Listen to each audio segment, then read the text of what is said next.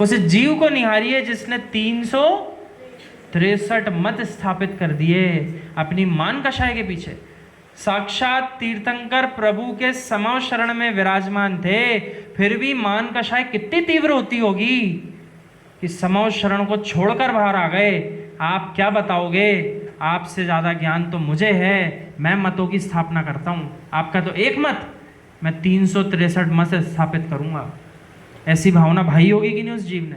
तभी तो समव शरण से बाहर आया होगा।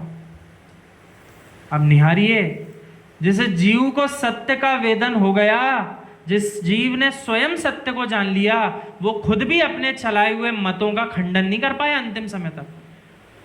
स्वयं तो तीर्थंकर हो लिए, आज नहीं भैया, बीच में कुछ नहीं बताएंगे आज।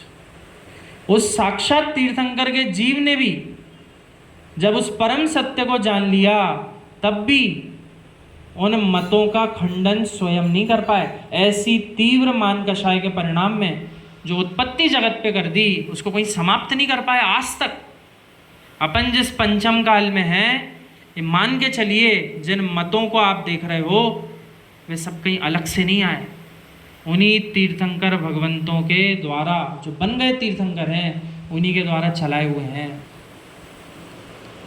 और ऐसी मान कषाय जीव को कितने सारे कारणों से आती है।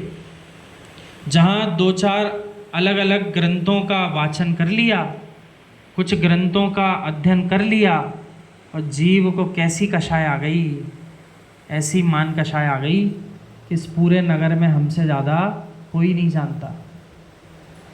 कोई जाने ना जाने, या आपके ज्ञान का विषय वैसे ही नहीं है। अभी आपको कहाँ केवल ज्ञान हुआ था कि सब झलक रहा था? आपको नहीं था इतना सभी ज्ञान कि मेरे ही घर का जीव मुझसे अधिक भेद विज्ञानी है, कि मैं इससे अधिक भेद विज्ञानी हूँ। लेकिन मान कषाय कैसी पाल रखी थी स्वयं ने कि मुझसे बड़ा ज्ञानी इस नगर में कोई नहीं। यदि समझा सकता हूँ तो मैं ही समझा सकता हूँ, मेरे सिवा कोई समझा नहीं सकता। ऐसा ज्ञान का मद किया। जरा सा पर्याय में शरीर बलिष्ठ क्या मिला, भोजन पान समय पे किया, बलिष्ठ शरीर मिला।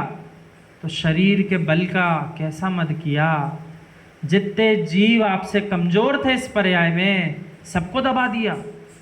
इतना दबा दिया कि ना हमसे बिना पूछे जिनेंद्र भगवान की भक्ति करोगे, ना हमसे बिना पूछे स्वाध्याय करोगे, ना हमसे बिना पूछे गुरुओं को निवेदन करोगे। कैसी मान कषाय में ये जीव जी रहा है। जब भोगने का काल आएगा तब उसे समझ में आएगा। और उस समय आचार्य भगवान विशुद्ध सागर महाराज जी कहते हैं कि मात्र उदय को मत देखो, बंद को भी देखो। क्या कह रहे हैं? मात्र उदय के काल को मत निहारो कि ये जीव बिलख क्यों रहा है। इस जीव के बिलखने के पीछे इसने जो बंद किया था उसको भी तो उसी क्षण निहारो। 2 विभिन्न चित्रण कल मेरे सामने आए। एक चित्रण मैं एक एक करके आपको दोनों बताऊंगा।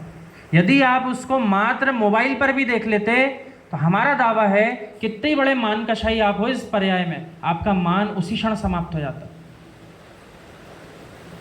कुत्तों को, श्वानों को एक बहुत बड़े पिंजड़े में भरा, सारे जीवित तड़प रहे अंदर बंद होके, और ऐसा डंडे का निर्माण किया कि गले में जो उनके बांध रखा, उस डंडे के माध्यम से उस श्वान को पकड़ के बाहर निकाला, और जिस तपिश स्थान पर उसको पटका वो वहीं बेचैत हो गया, और जलती हुई अग्नि पाइप से निकल रही, मनुष्य पकड़ के खड़ा उस जीते जागते श्वान को वहीं जला दिया अच्छे से, पूरा ऊपर से नीचे तक।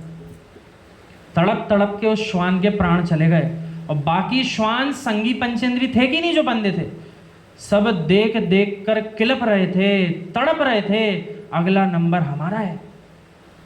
दूसरा चित्रण देखा जहां मगरमच्छों को पाला जाता है, वहां सैकड़ों मगरमच्छ जिस तालाब में थे, वहां गाड़ी भर के ऐसे मंद कषाई सुअरों को पकड़कर गाड़ी में लाए, और स्वयं तो उतर नहीं सकते उस तालाब में क्योंकि सैकड़ों मगरमच्छ, एक एक करके धक्का देके उन सारे सुअरों को उन सैकड़ों मगरमच्छों के मुख में विराजमान कर दिया।